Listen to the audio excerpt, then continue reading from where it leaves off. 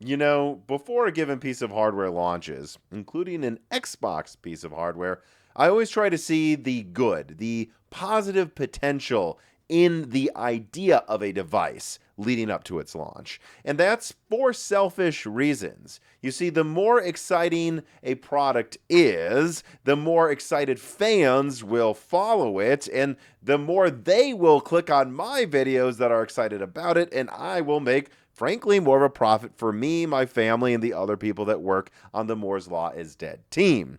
That's why before a device like the Xbox Series S launched, I was actually quite excited about the idea. The potential I saw was the idea of a modern yet budget console shaking up the industry. I thought it could be a chance for one of the competitors to play 3D chess against an established, dominant platform like PlayStation.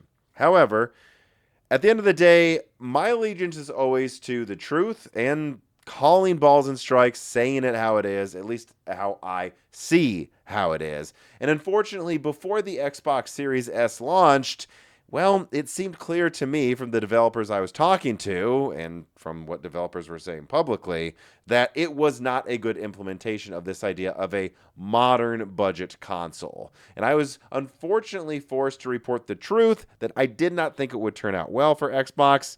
And unfortunately, I ended up being right about that. And today, it seems like the Xbox Ally X is no different. Now, look, I'll admit that I had more reservations about the Xbox Ally X when it was announced compared to other pieces of gaming hardware at their announcements. But, it really isn't hard to find examples of me talking about it with hope and well wishes. Just in a recent podcast episode, I said this. I mean, I hope they compete because that helps everybody. And frankly, I think a hybrid PC is what I've wanted them to make since the Xbox One. But, so hopefully that will do well. But after seeing final testing and reviews, well, I have to say that after I saw those things, the first thing I actually wanted to confirm in my analysis of this device while I was writing the script was how it will stack up against the PlayStation 6 handheld that will launch in a couple of years, and if the sales are actually as high as Microsoft wants us to believe they are, because, well, the reviews, at least the ones I saw, were not very good, and so it wasn't worth dwelling on that. And the real question was, how much better will the PS6 handheld be? If it is better, that is, actually, and if it actually is selling well at all. And, well, look, before I get to leaks and PS6 comparisons, let me actually say what I think is good about the Xbox Ally X handheld. So first of all, if you want a full Windows library capable gaming handheld, and you can accept the performance you get at its 17 watt mode, so not going for ultimate performance, trying to go for battery life, which I think is the sweet spot of maximizing what you can get out of the Xbox Ally X that you can't get out of other things, then I guess that, yeah, this is the best handheld you can get unless you're willing to pay over $1,600 for the GPD Win 5 that will give you a worse battery life. And it does definitely seem to give you better performance compared to the Switch 2 in terms of frame rates. Note that distinction, though. I'll get to that later. It's better in frame rates than the Switch 2, not necessarily in performance in all metrics. But anyways, if you are willing to accept that 17 watt mode, it does typically perform a bit better than the Switch 2 and game for not just 2 to 4 hours, but for like 3 to 6 hours. And that does make it overall, in my opinion, feel like a more premium device than the Nintendo Switch 2. So that's a good thing I will say about it. Additionally, another good thing that I will say is that just the idea of Microsoft working to get Windows more efficient is a good start for them actually focusing on PC gamers first instead of their shrinking console base that keeps voting with their wallets for gamers to not be able to even own their games. As a PC gamer, I want more options and less of a console focus out of Microsoft moving forward. And frankly, even the console gamer side of me, because I do play on consoles as well, sees no point in the Xbox brand continuing as a Me Too PlayStation that really doesn't do anything besides give you the same or worse, except in a green package instead of a blue one. That's not what Nintendo does. Nintendo does their own thing, and therefore we get more experiences that you can't get in PlayStation.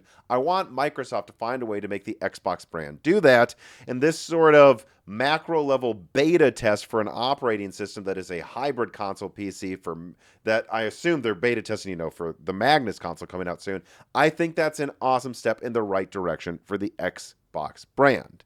And actually, that is something I have to say that I was very early to calling, that this being the Xbox Ally and Ally X and its Xbox UI implementation in Windows, this might be just a beta for the OS they're working on for the next-gen Xbox Magnus.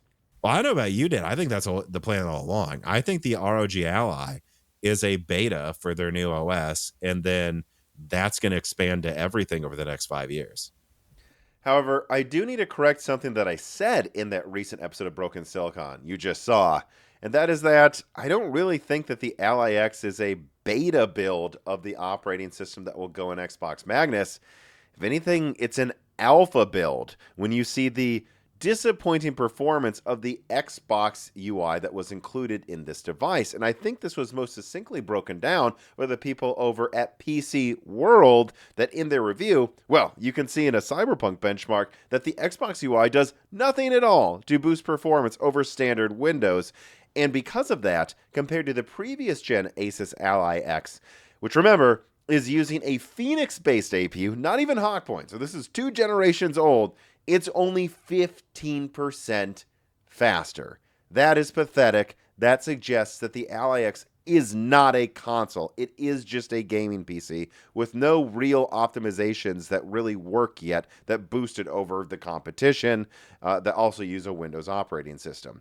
And in fact, it gets even worse in Horizon as well, where you can see that the Steam Deck ties the Xbox Ally X in performance. And look, yeah, I know the Steam Deck is running a lower resolution, and so that's not apples to apples, but I would choose that 800p OLED screen over a IPS 1080p screen at these screen sizes any day of the week, because I'm sure it would look sharper and better and more vibrant anyways. And so just overall, because of that, in real world usage, you sit down with the device, stop looking at the numbers, and just play them side by side. Compared to the Steam Deck, that depending on the model costs either less than half as much as the Ally X, or nearly half as much with, in my opinion, a superior OLED screen, it really does feel like you are paying a lot more for the Xbox Ally X over a Steam Deck OLED for really only a tad better performance on paper that isn't always even felt in real-world usage. And you're getting a product that also just has tons of issues the Steam Deck doesn't have, as demonstrated here by Linus Tech Tips. Occasionally, the UI would get randomly stuck, and then all of our inputs would action at once. It's just glitches galore. I mean, PC World, going back to them, showed that it failed to return from sleep mode reliably compared to a Steam Deck or probably a Switch 2. And I just hit the little red button on top of the Steam Deck and it goes to sleep. I hit the little black button on top of the Windows handhelds. And it's been a wild card in the past. Sometimes it does, sometimes it doesn't. How did the new one work? Still the same problems. Windows still bad at sleeping. Yeah. I actually noticed mostly on this system, and this is running pre-release of the Xbox app. Sure, I will give them that. But Windows is just Windows. Windows is just Windows. Half the time I would hit the button, and then I would listen and be like, oh no, the screen would go black, but I could still hear the sound of the game in the background. It was still running the game. So yeah, truly, this isn't even a beta product. The Ally X, in my opinion, after looking at all of the data out there this week, I conclude that this is an alpha build product. And, well, the supply of this thing as well tells me that this thing is probably just for testing an operating system for Xbox Magnus OL. And I want to tell you what my sources are telling me about Xbox Ally X supply that suggests that the reporting out there about it selling out is a bit misleading, and then also do a breakdown of Xbox Ally X versus Switch 2 versus PS6 Handheld Performance after an ad from a sponsor. This piece of content is brought to you by CDkeyoffer.com. CDkeyoffer.com is really the best place to go to get reasonable pricing on Microsoft software, whether that's Windows 11 operating systems or Office products like the ones that I installed on this new Strix Halo laptop that I was testing while I made this ad. You see, I actually use CDkeyoffer.com. I've used them many times. My family members use them. My friends use them when they're building new PCs, and that's because they've been a reliable sponsor of Moore's Law is Dead for years now. And so if you're looking to get, say, a new laptop, or you just finally want to get a legitimate key of one of the latest Office products on your desktop during back to school, use CDkeyoffer.com's offer codes of Broken Silicon to save 25% on all Microsoft products. And then actually you can also use offer code DieShrink to save 3% on everything else on their website, like games as well. Once again, I want to thank CDkeyoffer.com for sponsoring this content, like all the other content that they've sponsored, and for making it easy for me to get a good price on Office on my new laptop. All right, so I'm not going to waste any time in the second half of this video. Let's get right to this quote here about Xbox Ally X supply from a major U.S. retailer who told me that they would compare the Xbox Ally X's launch to the RTX 5080. Company-wide, so like not just one warehouse or location, company-wide, they had hundreds of these in total, not thousands. So yes, it had more than the RTX 5090 at launch, but nowhere near what other consoles had in the past, not even remotely close. And for those who don't remember, I mean, Blackwell, whether it was the 5080, which yes was more than the 5090, or even the 5070, though, were basically all paper launches, with everyone complaining that those things were unobtainium. So to be even remotely compared to a Blackwell launch tells you that there's not a lot of faith or supply behind this thing at all. It's not really a console launch. It's more comparable to a NVIDIA paper launch in supply, and so you really shouldn't be surprised that it got sold out. Now, I was also told, though, that the Z2A non-X Ally, the cheaper one that I still think costs too much compared to a Steam Deck OLED, that one had a lot more supply than the Z2 Extreme variant that actually does have higher performance than the Steam Deck. Although I can't say the exact number, but I will say that it was under 2,000. And so the high performance $1,000 handheld, that one had in the hundreds of supply, and the other one had under 2,000. So it had multiples more, but not like, still not like RX 9070 XT launch volume, not even remotely close to that, and certainly not close to the supply you saw for like a PS5 Series X or Nintendo Switch 2. And the worst part about all of this is that they don't have any indications that they're going to get resupplies of it anytime soon, suggesting that Microsoft and Asus did not plan a lot of these for launch. And so there you go. The Xbox Ally X is sold out, but that was practically a paper launch in console terms. And the Z2A non-X version certainly is in stock, but there's not a lot of those that were supplied overall as well compared to other console launches. And so that's not a good sign that that one didn't sell out. But really, I can't blame people for not wanting to buy the non-X variant of the Xbox Ally. I mean, at the end of the day, that thing is less than half the performance of the X variant, and the X variant itself is struggling to beat the Switch 2 that costs less than half as much. I don't know who would want to pay like almost 50% more than a Switch 2 for substantially worse performance in most games. Which, on that note, actually, let me summarize how I would compare a Nintendo Switch 2 performance to Xbox Ally X performance as a baseline before we can move on to talking about the PlayStation 6 handheld. So basically, compared to the Switch 2, I would say that the Ally X has an operating system that is way worse and slower to get you into a game. And so time from booting up the console to getting into the first game you want to play is definitely a lot slower and clunkier. However, it does seem consistent in testing that once you're in games, loading a save is quite a bit faster on the Xbox Ally X than it is the Switch 2. And so that is overall better, I would say. Again, assuming you can put up with the Windows issues every now and then. Additionally, and this is important, you have to underline this part, if you want to game at 40 to 80 FPS, the Ally X does that substantially better than the Switch 2 can, because its CPU is just so much faster, and its graphics card is, at least on paper, also quite a bit faster as well. But you can't really say that the Ally X is always higher performance because it depends what you mean by performance. Do you mean performance in terms of image quality?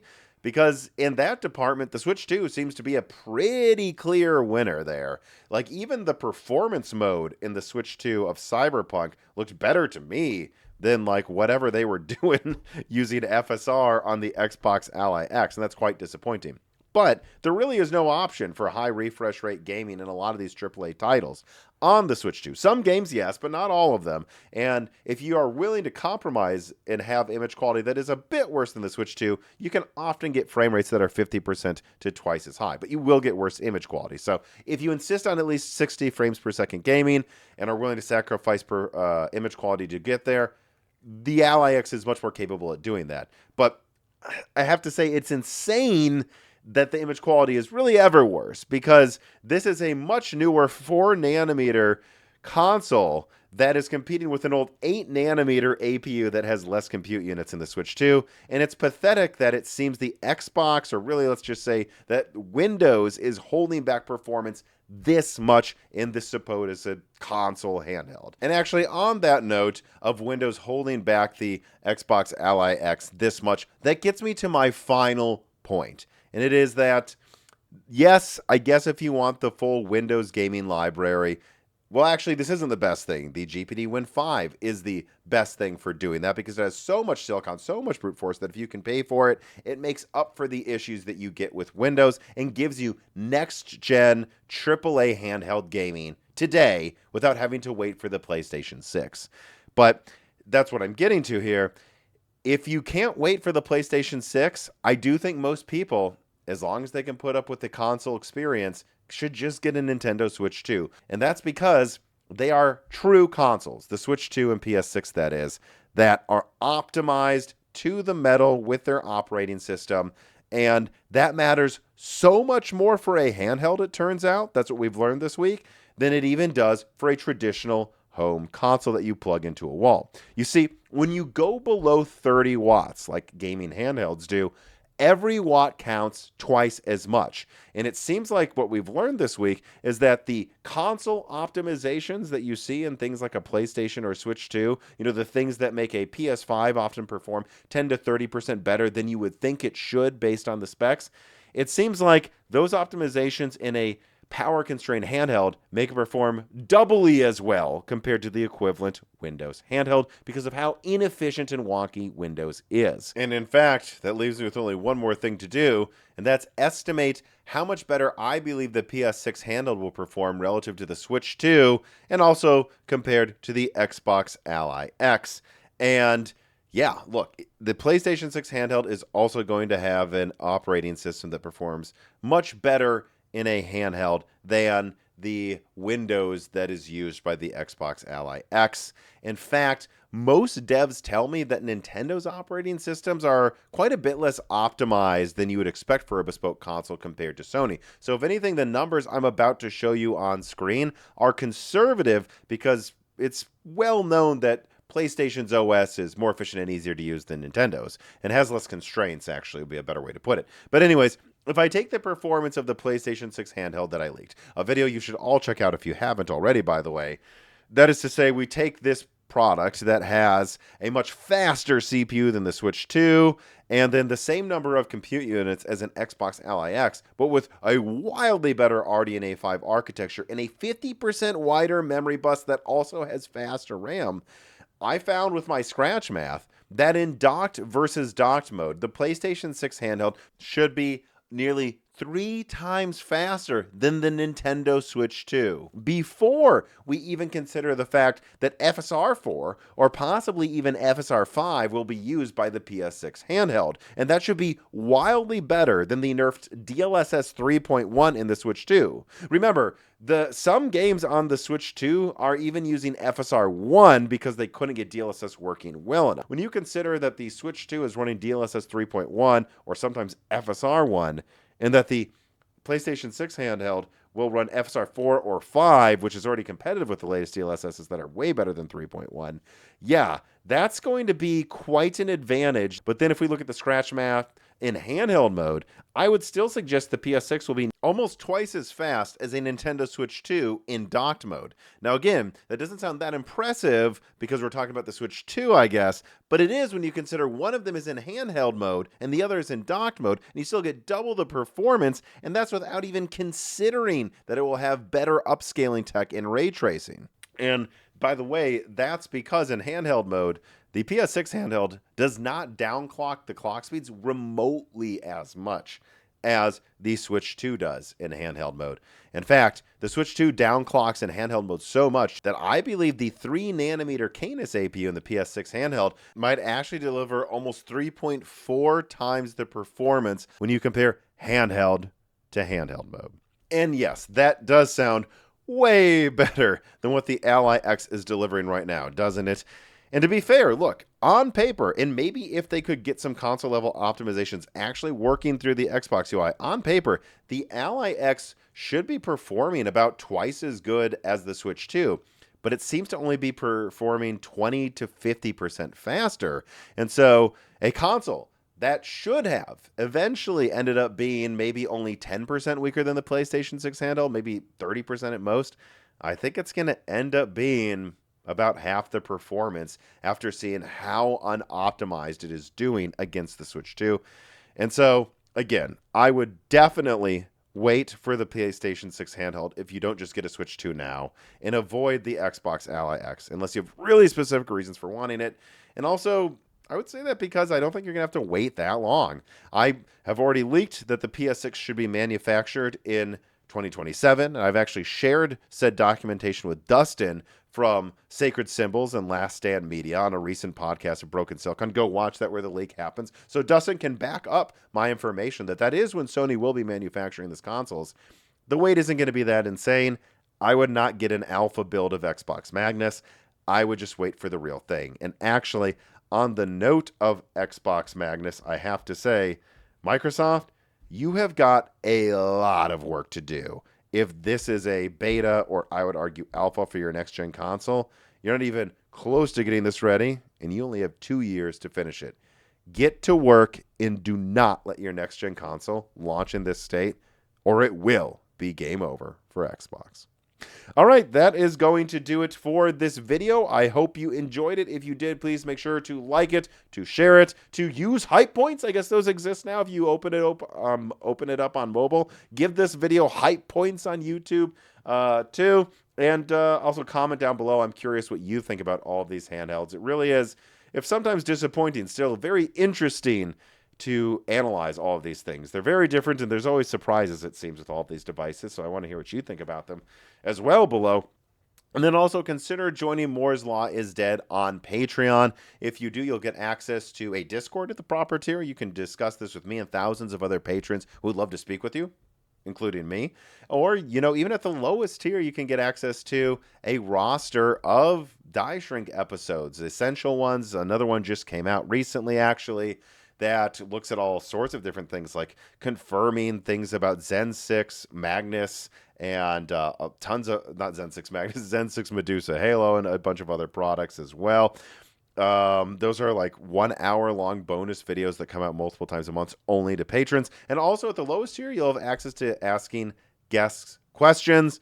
The next guest on Broken Silicon will be Ed Elson from the Prof G Markets Show that will talk to us about the AI bubble, if it will pop, and if it does win, and what it will mean for the gaming hardware market. This is a really, actually, special guest, I think, that you'll not want to miss being able to pick his brain about for a unique episode about the economics behind this industry. But otherwise, no matter what, if you made it this far into the video, thank you for watching.